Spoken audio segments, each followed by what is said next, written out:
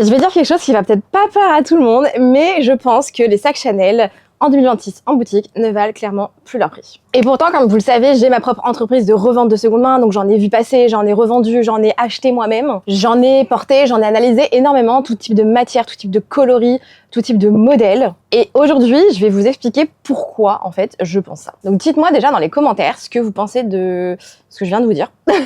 Je pense que ça va peut-être en choquer ou pas du tout, mais je suis curieuse, c'est un vrai débat à avoir. Donc dites-moi dans les commentaires, on va parler un petit peu de si vraiment ça vaut le coup encore ou pas, en termes de qualité, de prix, de désirabilité, de collection, etc. Je suis cliente Chanel, que ce soit en boutique et en seconde main, mais je pense quand même sincèrement que ça ne les vaut plus. Je vais vous poser un peu le contexte, parce que là je viens de vous parler de ça, vous allez me dire mais qu'est-ce qu'elle nous raconte, elle est folle de dire ça comme ça.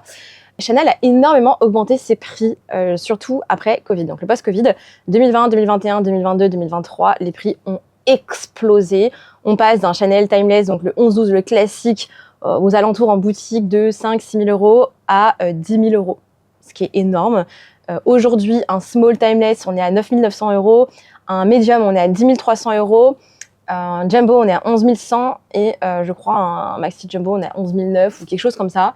Bref, vraiment, on est sur des prix Hermès. Mais alors, est-ce que la qualité suit? Comment c'est fait, etc. Pourquoi ont-ils déjà augmenté autant les prix comme ça, si rapidement? Déjà, on parle d'une inflation. Le post-Covid, le Covid a frappé durement de nombreuses maisons. En effet, Chanel, ils ne vendent pas en ligne. Vous ne pouvez pas acheter en ligne directement sur leur site. Ils ne vendent uniquement en boutique. Les boutiques ont été fermées pendant pas mal de temps, entre les deux vagues de Covid. Et du coup, ils ont eu forcément une énorme perte sèche à rattraper. Plus, bon, ils faisaient quand même pas mal de ventes à distance, de VAD, je pense, à un certain moment, mais ça n'a pas du tout rattrapé. Et les années après le Covid, la population asiatique, qui est une population qui achète énormément en boutique Chanel, que ce soit directement en boutique en propre ou aux Galeries Lafayette et au Printemps, a déserté complètement parce que eux étaient confinés et les lois et les règles étaient beaucoup plus strictes. Et le tourisme asiatique est revenu, et américain, mais plutôt asiatique, est revenu beaucoup plus tard, quelques années après. Là, c'est bon, c'est reparti. Mais du coup, il y a eu une énorme perte pour ces maisons-là, d'où l'augmentation des prix qui leur ont permis aussi, je pense, de compenser un petit peu. C'est pas pour autant qu'ils ont perdu énormément de clientèle. Je pense que ça leur a permis un peu de limiter la casse et d'augmenter aussi en gamme de prix et de limiter une certaine clientèle qu'ils n'avaient peut-être pas envie d'avoir et de se rendre un peu moins accessible et un peu plus désirable. Mais alors, est-ce que ça a réellement fonctionné? C'est un peu ce qu'on va voir dans cette vidéo et est-ce que vraiment ça vaut le coup? Dans la partie 1, on va parler de l'angle qualité. C'est un angle pour moi qui est super important, même si je continue d'acheter en boutique certaines choses, oui. C'est pas parce que je trouve que ça ne les vaut plus que je ne vais pas acheter, et ça c'est intéressant de comprendre pourquoi. En termes de qualité, je trouve qu'on est moins qualitatif, moins dans la durabilité des cuirs. Les cuirs sont beaucoup plus fins, sont beaucoup plus effet plastique, je dirais. Il y a, je trouve, un vrai souci aussi de qualité en boutique. Certains modèles, certains sacs, les coutures ne sont pas OK, alors que ce sont des modèles qui sont installés en boutique, qui sont voués à être vendus à la clientèle. Et il y a de plus en plus, je trouve, de défauts qualité sur certains modèles qu'on peut voir. À chaque fois que je vais dans une boutique Chanel, notamment celle à Barcelone, il y a certains modèles, je trouve, les coutures sont abîmées, les coutures sont pas droites, etc. Enfin, ça pose certaines questions en se disant, ok, c'est plus cher, mais la qualité, on a l'impression qu'elle baisse quand même un peu. Exemple tout bête, mais ça fait un petit moment qu'ils l'ont arrêté, mais les vintage étaient plaqués or. Aujourd'hui, c'est impossible. Enfin, de toute manière, au prix des matériaux, ça ne serait tellement pas possible, ça coûterait beaucoup plus cher, ou ils verraient leur marge baisser drastiquement.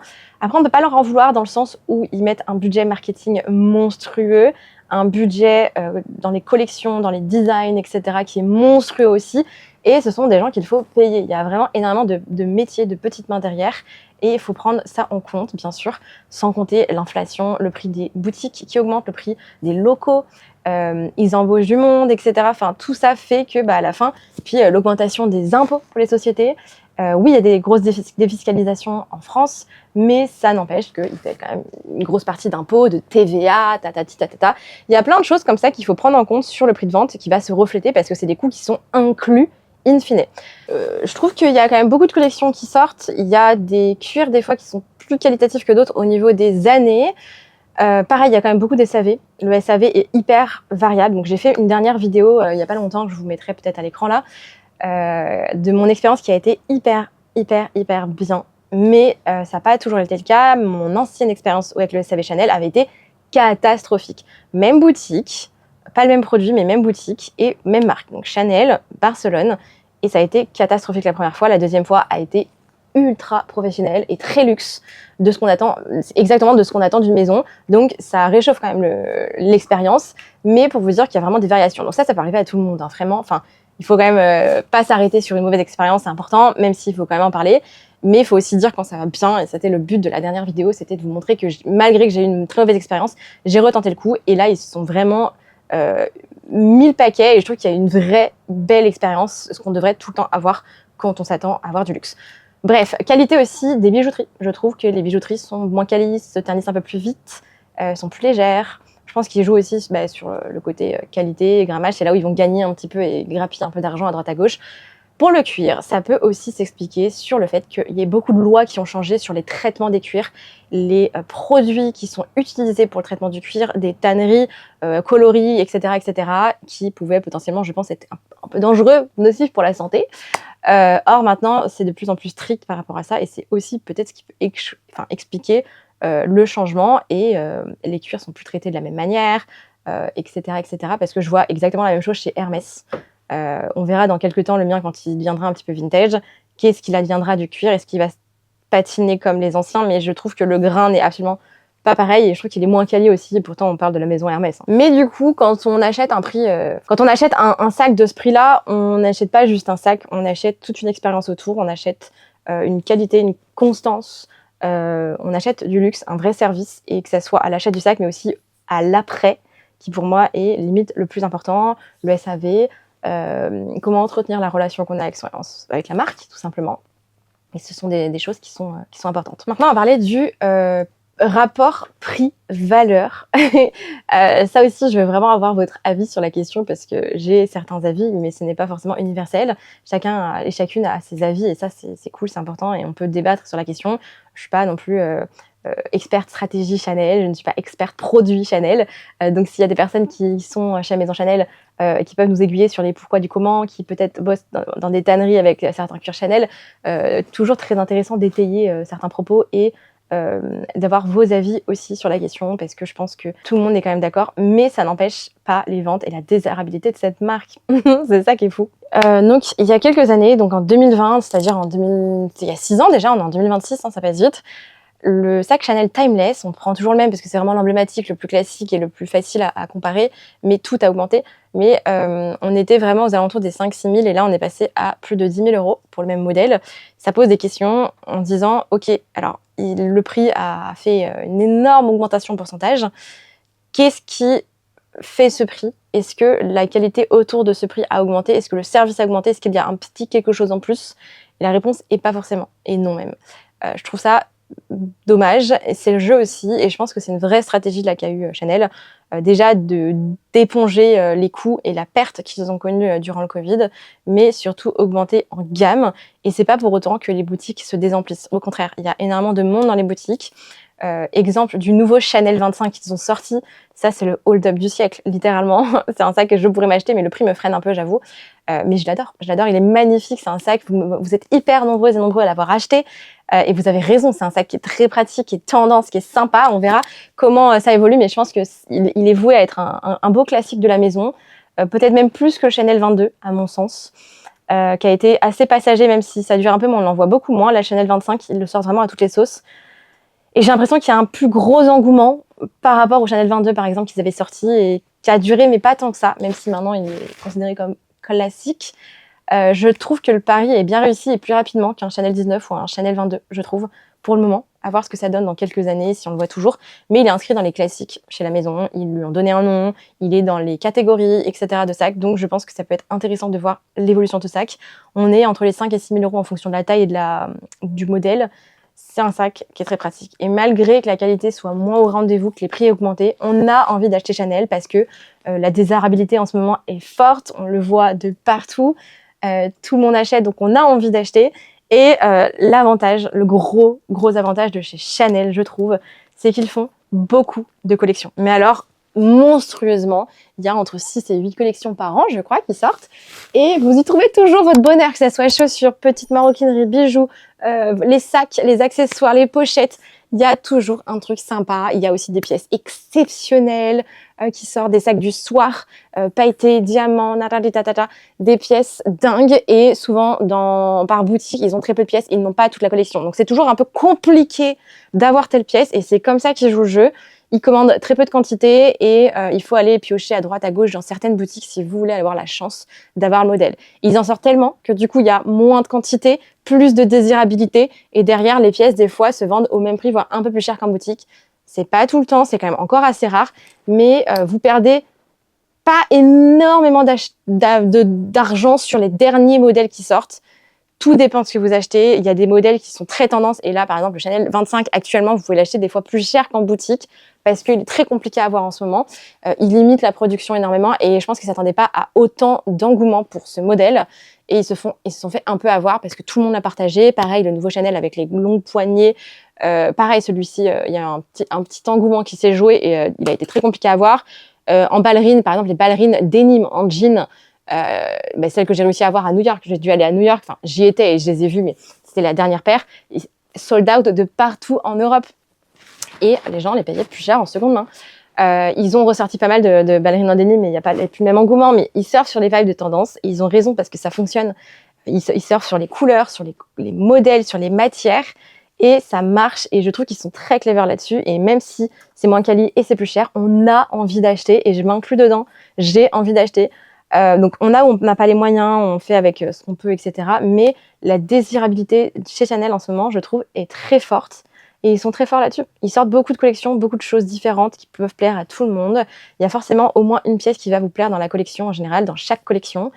Et ça s'enchaîne, ça s'enchaîne, ça s'enchaîne. Ils ont vraiment une force d'opérationnel qui est incroyable. Et ça, c'est vraiment quelque chose que je veux souligner.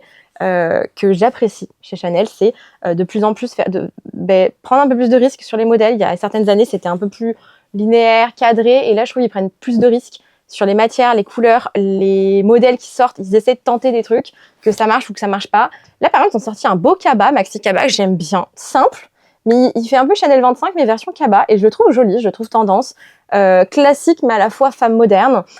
Et on est moins sur la femme très classique. Alors, pour les vêtements, je trouve que ça ne change pas beaucoup. Mais pour les sacs et les chaussures, je trouve qu'ils font quand même des efforts. Alors, est-ce que c'est parce que je grandis, j'évolue et mes goûts changent? Je ne sais pas. Mais je veux vraiment avoir votre avis dans les commentaires pour savoir si l'analyse que je suis en train de vous pondre, vous y retrouvez ou pas du tout. Hein, parce que peut-être qu'on n'a pas du tout la même analyse, on n'a pas du tout le même ressenti. Mais je vois beaucoup de personnes acheter beaucoup de Chanel en ce moment. Et Chanel a une plus forte désirabilité que Hermès, par exemple. Parce que, donc, pour rappel, j'ai ma propre entreprise de revente de sacs de luxe. Donc, je vous le mettrai dans les commentaires. Bam Luxury Store. Et donc, on voit souvent la tendance un petit peu. Qu'est-ce qu'on nous demande beaucoup? Qu'est-ce qu'on nous demande moins? Et en ce moment, je peux assurer que Chanel est plus désirable que du Hermès actuellement. Je pense que beaucoup, on est un peu fatigué du Hermès Game. Et ce qui a rapporté et profité à Chanel qui se démène pour sortir beaucoup de collections et plaire du coup au plus grand nombre. Et je pense que là, c'est en train de fortement jouer en leur faveur. Hermès reste Hermès, bien évidemment, mais il y en a beaucoup qui sont fatigués de ce jeu-là et qui vont du coup mettre leur argent, le budget qu'ils s'étaient gardé pour du Hermès, chez du Chanel, chez du Louis Vuitton, chez du Prada, du Bottega, que sais-je, mais beaucoup moins chez Hermès du coup parce que c'est impossible à avoir, ou très compliqué. Autre point qui est hyper intéressant aussi, je vois quand même pas mal de personnes qui préfèrent investir en Chanel sur du vintage, les classiques flaps en plaqué or, plutôt que des récents. Parce que la qualité, parce que c'est du plaqué or et parce que les budgets sont quand même beaucoup plus intéressants aussi. Je vois aussi que vous préférez largement le cuir grainé au cuir d'agneau lisse. J'aime bien les deux, mais je pense qu'en cuir grainé, je partirais sur un jumbo. Et j'adore mon agneau lisse en taille small 23 ou en 25. Je le trouve génial. J'aime beaucoup quand même ce cuir-là. Ça changerait pas trop d'avis sur la question, je pense. Bon, c'est sûr, c'est des sacs, ça peut s'abîmer, il faut faire attention quand même. Mais c'est important aussi à prendre en compte. Mais c'est vraiment des tendances que je vois venir et du coup, les consommations changent. C'est hyper intéressant de voir comment ça évolue en fait. Donc tout ça pour vous dire que est-ce que Chanel vaut encore son prix? Je ne pense pas. Sur les classiques, je ne pense pas. Sur des modèles un peu plus récents, ça peut encore valoir un petit peu le coup quand on voit que toutes les marques augmentent de toute manière par rapport au prix du marché. Certains modèles, le Chanel 25 n'est pas si cher par rapport à d'autres modèles. mais quand même, mais il y a d'autres petits modèles que vous pouvez trouver entre 4 et 5 000 euros, ce qui reste correct pour Chanel. On est loin des 10 000 euros par exemple.